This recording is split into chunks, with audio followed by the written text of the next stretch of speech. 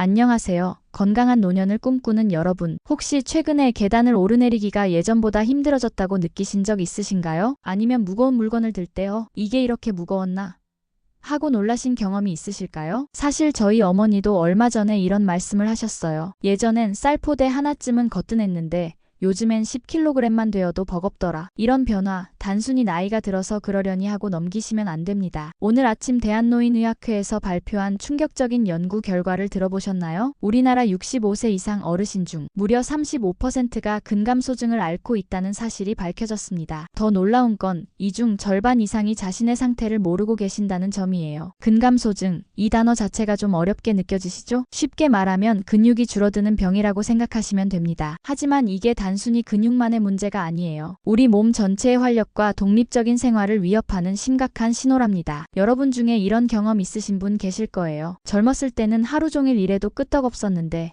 요즘은 조금만 움직여도 금세 지치고 예전처럼 활기차게 생활하기 어려워졌다고요. 이런 현상을 의학적으로는 노쇠라고 부릅니다. 하지만 여기서 희망적인 소식을 하나 전해드릴게요. 서울대학교 의과대학에서 10년간 추적 연구한 결과 적절한 운동과 영양관리를 통해 근감소증을 예방하고 심지어 되돌릴 수 있다는 사실이 입증되었습니다. 오늘 이 영상을 끝까지 시청하시면 첫째로 근감소증과 노쇠가 무엇인지 정확히 알게 되실 거예요. 둘째로는 집에서도 쉽게 할 수 있는 근력 강화 운동법을 배우시게 됩니다. 셋째로는 근육을 지키고 키우는 올바른 식단 관리법을 익히실 수 있어요. 마지막으로는 일상생활에서 실천할 수 있는 노쇠 예방 비법까지 모두 알려드릴 예정입니다. 지금 바로 구독 버튼을 누르시고 알림 설정까지 해주세요. 그리고 댓글로 여러분의 건강 고민이나 궁금한 점들을 자유롭게 나눠주시면 다음 영상에서 더 자세히 다뤄드리겠습니다. 자, 그럼 지금부터 여러분의 건강한 노년을 위한 소중한 시간을 함께 시작해볼까요? 근감소증, 도대체 뭘까요? 자, 이제 본격적으로 근감소증에 대해 알아보겠습니다. 근감소증이라는 단어, 영어로는 SARCOPENIA라고 하는데요. 그리스어에서 온 말로 SARX과 부족 PENIA이 합쳐진 말입니다. 말 그대로 근육이 부족해진 상태를 뜻하죠. 그런데 여기서 중요한 건 단순히 근육량만 줄어드는 게 아니라는 점이에요. 근육의 힘, 즉 근력도 함께 약해지고 근육의 기능까지 떨어지는 복합적인 현상입니다. 첫 번째 원인은 호르몬 변화입니다. 나이가 들면서 성장 호르몬, 테스토스테론, 에스트로겐 같은 근육 생성에 중요한 호르몬들이 줄어들어요. 특히 여성분들의 경우 폐경 이후 에스트로겐이 급격히 감소하면서 근감소증 위험이 더 높아집니다. 두 번째는 단백질 합성 능력의 저하예요. 젊을 때는 먹은 단백질이 효율적으로 근육으로 만들어졌는데 나이가 들면서 이 과정이 둔해집니다. 같은 양의 단백질을 먹어도 근육이 덜 만들어지는 거죠. 세 번째는 신경계의 변화입니다. 근육을 움직이게 하는 신경세포들이 줄어들고 뇌에서 근육으로 보내는 신호도 약해집니다. 그래서 힘을 주려고 해도 예전만큼 강하게 수축하지 못하게 되는 거예요. 네 번째는 염증 반응의 증가입니다. 나이가 들면서 몸 안에 만성적인 염증이 생기는데 이 염증이 근육을 분해하는 작용을 촉진시킵니다. 마지막으로 가장 중요한 원인 중 하나가 바로 활동량 감소입니다. 움직이지 않으면 잃는다는 말이 있듯이 근육을 사용하지 않으면 몸은 이 근육은 필요 없구나 하고 판단해서 분해해버려요. 여기서 잠깐 여러분께 간단한 자가진단법을 알려드릴게요. 의자에서 팔을 사용하지 않고 일어날 수 있나요? 만약 팔의 도움 없이는 일어나기 어렵다면 근감소증을 의심해볼 필요가 있어요. 또 다른 방법으로는 종아리 둘레 측정법이 있습니다. 종아리에서 가장 굵은 부분을 줄자로 재어보세요. 남성은 34cm, 여성은 33cm보다 작다면 근감소증 위험군에 속합니다. 걸음 속도도 중요한 지표예요. 평소보다 걷는 속도가 현저히 느려졌다면, 특히 초속 0.8m보다 느리게 걷는다면 주의가 필요합니다. 하지만 걱정하지 마세요. 근감소증은 예방할 수 있고 이미 시작되었다 하더라도 적절한 관리를 통해 개선할 수 있습니다. 지금부터 그 방법들을 하나씩 자세히 알려드릴게요. 노쇠, 단순한 노화와는 다릅니다. 이제 노쇠에 대해 이야기해볼까요? 많은 분들이 나이 들면 당연히 약해지는 거 아닌가? 라고 생각하시는데 노쇠는 단순한 노화와는 완전히 다른 개념입니다. 노쇠를 영어로는 FRAILTY라고 하는데요. 이는 몸의 예비 능력이 떨어져서 작은 스트레스에도 쉽게 무너지는 상태를 말합니다. 마치 바람에도 쉽게 부러지는 마른 나뭇가지 같은 상태라고 생각하시면 돼요. 건강한 노화는 나이가 들어도 기본적인 생활 능력을 유지하면서 천천히 변화하는 과정입니다. 하지만 노쇠는 갑자기 확 약해지면서 일상생활에 큰 지장을 주는 상태예요. 그럼 노쇠의 대표적인 증상들을 살펴볼까요? 첫 번째는 의도하지 않은 체중 감소입니다. 특별히 다이어트를 하지 않았는데도 1년 동안 4.5kg 이상 체중이 줄었다면 주의해야 해요. 이는 근육량 감소와 직접적으로 연결되거든요. 두 번째는 극심한 피로감입니다. 요즘 왜 이렇게 피곤하지?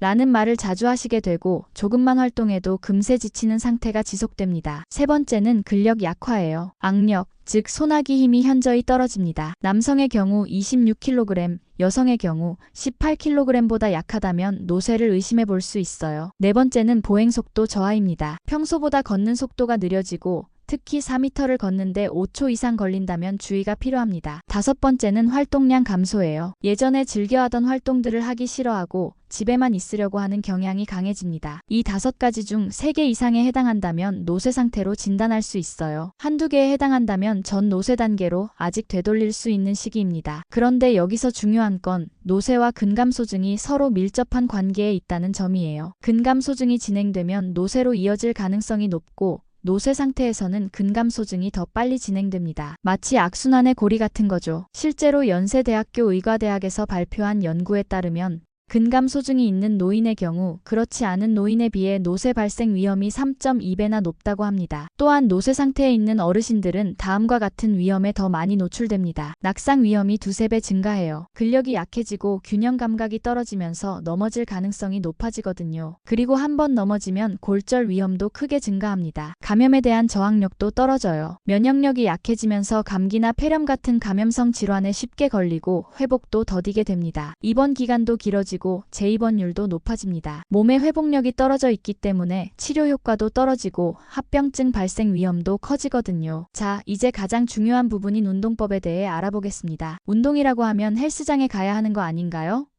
전혀 그렇지 않습니다. 집에서도 충분히 효과적인 근력 운동을 할 수 있어요. 먼저 운동을 시작하기 전에 꼭 기억해야 할 안전수칙들을 말씀드릴게요. 첫째, 절대 무리하지 마세요. 운동은 조금 힘들다 정도의 강도로 시작해서 점차 늘려가는 것이 중요합니다. 둘째, 운동 전후 반드시 준비 운동과 정리 운동을 하세요. 갑작스러운 움직임은 부상의 원인이 될 수 있어요. 셋째, 만약 가슴 통증, 심한 숨가쁨, 어지러움 등이 느껴지면 즉시 운동을 중단하고 휴식을 취하세요. 넷째, 만성질환이 있으신 분들은 운동을 시작하기 전에 반드시 담당 의사와 상의하시기 바랍니다. 자, 그럼 본격적인 운동법을 알아볼까요? 1단계 준비 운동 5분. 먼저 목을 좌우로 천천히 돌려주세요. 어깨를 위아래로 움직이고 팔을 크게 돌려줍니다. 허리를 좌우로 비틀어주고 발목도 돌려주세요. 이렇게 관절을 부드럽게 풀어주는 것부터 시작합니다. 2단계 하체 근력 강화 운동. 첫 번째는 의자 스쿼트입니다. 의자 앞에 서서 발을 어깨 너비로 벌려주세요. 천천히 앉는 자세를 취하면서 엉덩이를 의자에 살짝 닿을 정도까지만 내려갔다가 다시 일어서세요. 이때 무릎이 발끝보다 앞으로 나오지 않도록 주의하고 등은 곧게 펴주세요. 처음에는 10회씩 3세트로 시작하시고 익숙해지면 15회, 20회로 늘려가세요. 만약 일어서기가 어려우시다면 의자 팔걸이를 살짝 짚고 하셔도 됩니다. 두 번째는 벽 스쿼트예요. 벽에 등을 대고 서서 발을 벽에서 30cm 정도 떨어뜨려 놓으세요. 등을 벽에 대고 천천히 앉는 자세를 취했다가 다시 일어서시면 됩니다. 이 운동은 무릎에 부담이 적으면서도 허벅지 근육을 효과적으로 강화할 수 있어요. 세 번째는 종아리 들기입니다. 의자 등받이를 잡고 서서 발 뒤꿈치를 들어 까치발로 서세요. 3초간 유지했다가 천천히 내려놓으시면 됩니다. 이 운동은 종아리 근육을 강화하고 혈액순환에도 도움이 됩니다. 3단계 상체 근력 강화 운동. 첫 번째는 벽 팔굽혀펴기입니다. 벽에서 팔 길이만큼 떨어져 서서 벽에 손바닥을 대고 팔굽혀펴기를 하세요. 일반 팔굽혀펴기보다 훨씬 쉽고 안전하면서도 효과는 충분합니다. 두 번째는 의자 딥스예요. 의자 끝에 앉아서 손으로 의자 가장자리를 잡고 엉덩이를 의자에서 살짝 떼어낸 상태에서 팔의 힘으로 몸을 위아래로 움직여주세요. 이 운동은 팔 뒤쪽 근육인 삼두근을 강화하는 데 탁월합니다. 세 번째는 어깨 으쓱하기입니다. 양손에 물병이나 가벼운 덤벨을 들고 어깨를 으쓱 올렸다 내렸다 하세요. 어깨와 목 주변 근육을 강화하는 데 도움이 됩니다. 4단계 코어 근력 강화 운동. 첫 번째는 의자에 앉아서 다리 들기입니다. 의자에 앉아서 등받이에 등을 대고 한쪽 무릎을 가슴 쪽으로 천천히 들어 올렸다가 내려놓으세요. 좌우 번갈아 가며 해주시면 됩니다. 두 번째는 앉아서 몸통 비틀기예요. 의자에 앉아서 양손을 가슴 앞에서 깍지 끼고 상체를 좌우로 천천히 비틀어주세요. 이때 엉덩이는 의자에서 떨어지지 않도록 주의하세요. 5단계 균형 감각 향상 운동. 첫 번째는 한 발로 서기입니다. 의자 등받이를 잡고 한 발로 서서 10초간 버텨보세요. 익숙해지면 손을 떼고 해보시고 더 익숙해지면 눈을 감고도 해보세요. 두 번째는 일직선 걷기예요. 바닥에 일직선을 그어놓고 그 선을 따라 발 뒤꿈치와 다리와 발끝이 닿도록 걸어보세요. 균형 감각과 보행 능력을 동시에 향상시킬 수 있습니다. 운동 빈도와 강도. 이런 운동들을 주 3-4회, 하루 30-40분 정도 하시면 됩니다. 처음에는 각 운동을 10회씩 2세트로 시작해서 점차 15회 3세트까지 늘려가세요. 중요한 건 꾸준함입니다. 하루 걸러 하루 또는 이틀 연속하고 하루 쉬는 패턴으로 하시면 근육이 회복할 시간도 주면서 효과적으로 강화할 수 있어요. 운동 강도는 약간 힘들다는 느낌 정도가 적당합니다. 운동 중에도 대화할 수 있을 정도의 강도로 시작하세요. 그리고 한 가지 더 중요한 팁을 드릴게요. 운동 효과를 높이려면 단백질 섭취가 필수입니다. 운동 후 30분 이내에 우유 한 잔이나 삶은 달걀 하나 정도를 드시면 근육 합성에 큰 도움이 됩니다. 사부 근육을 지키는 똑똑한 식단 관리법 1830-2400. 운동만큼 중요한 게 바로 영양관리입니다. 나이 들면 입맛도 없고 소화도 안 되고 이런 고민 많이 하시죠? 하지만 올바른 영양 섭취 없이는 아무리 운동을 열심히 해도 근육을 제대로 키울 수 없어요. 단백질, 근육의 재료입니다. 가장 중요한 영양소는 단연 단백질입니다. 근육은 단백질로 만들어지거든요. 그런데 나이가 들면서 단백질 필요량이 오히려 늘어난다는 사실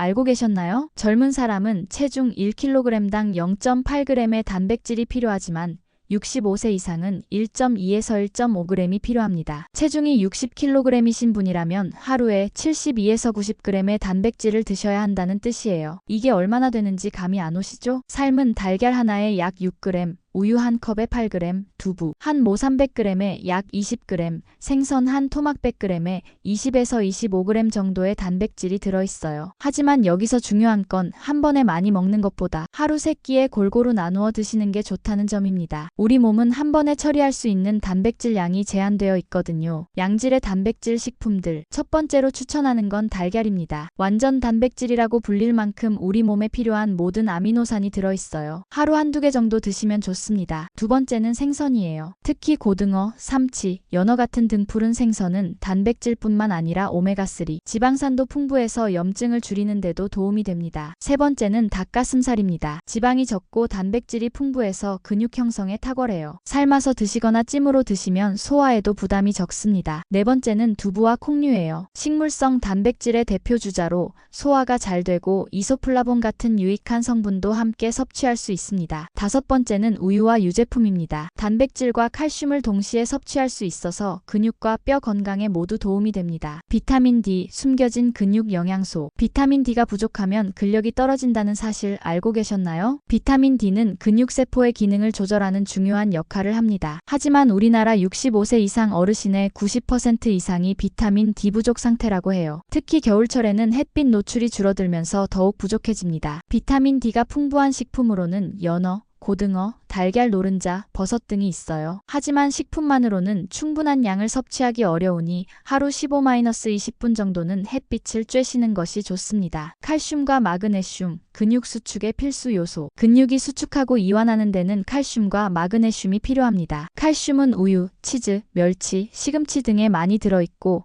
마그네슘은 견과류, 바나나, 현미 등에 풍부해요. 오메가3 지방산, 염증을 잡는 영양소. 나이가 들면서 생기는 만성 염증은 근육 분해를 촉진합니다. 오메가3 지방산은 이런 염증을 줄여주는 역할을 해요. 등푸른 생선, 호두, 아마씨 등에 많이 들어있습니다. 실전 식단 구성법. 그럼 실제로 어떻게 식단을 구성하면 좋을까요? 아침 식단 예시. 현미밥 한 공기, 된장국 두부, 미역 넣은, 계란 후라이 1개, 시금치 나물, 김치. 이렇게 드시면 단백질 약 25g을 섭취할 수 있어요. 점심 식단 예시. 잡곡밥 한 공기, 생선구이 고등어 또는 삼치, 미역국, 콩나물 무침, 깍두기. 단백질 약 30g 정도 섭취 가능합니다. 저녁 식단 예시. 현미밥 반 공기, 닭가슴살 샐러드, 두부찌개, 브로콜리 볶음, 요구르트 1개. 단백질 약 35g 정도 드실 수 있어요. 간식으로는 견과류 한 줌, 아몬드, 호두 등, 우유 한 잔, 바나나 1개, 삶은 달걀 1개. 이런 식으로 구성하시면 하루 총 단백질 섭취량을 90g 정도로 맞출 수 있습니다. 주의사항과 팁. 첫째, 물을 충분히 드세요. 하루 1.5에서 2리터 정도가 적당합니다. 단백질 대사 과정에서 물이 많이 필요하거든요. 둘째, 식사 시간을 규칙적으로 지키세요. 불규칙한 식사는 근육 합성을 방해할 수 있어요. 셋째, 과도한 염분 섭취는 피하세요. 나트륨이 많으면 칼슘 배출이 늘어나고 혈압에도 좋지 않습니다. 넷째, 술은 되도록 피하시거나 줄이세요. 알코올은 단백질 합성을 방해하고 근육 분해를 촉진합니다. 다섯째, 씹기 어려우시다면 갈아서 드시거나 부드럽게 조리해서 드세요. 중요한 건 영양소를 충분히 섭취하는 것이니까요. 마지막으로 영양제를 고려해보세요. 특히 비타민 D, 오메가3, 단백질 보충제 등은 의사와 상의 후 복용하시면 도움이 될 수 있습니다. 일상생활 속 노쇠 예방 비법. 운동과 영양만큼 중요한 게 바로 일상생활 관리입니다. 작은 습관들이 모여서 큰 변화를 만들어내거든요. 수면, 근육 회복의 골든타임. 첫 번째로 말씀드릴 건 수면입니다. 잠을 자는 동안 우리 몸에서는 성장 호르몬이 분비되면서 근육이 회복되고 성장해요. 하지만 나이가 들면서 잠이 얕아지고 자주 깨게 되죠. 이런 수면 장애는 근감소증을 가속화시킵니다. 좋은 수면을 위한 팁들을 알려드릴게요. 먼저 수면 환경을 개선하세요. 침실 온도는 18에서 20도 정도로 시원하게, 조명은 최대한 어둡게 만들어주세요. 소음도 차단하시고요. 잠자리에 들기 2시간 전에는 스마트폰이나 TV 시청을 피하세요. 블루라이트가 멜라토닌 분비를 방해해서 잠들기 어려워집니다. 카페인 섭취는 오후 2시 이후로는 피하시고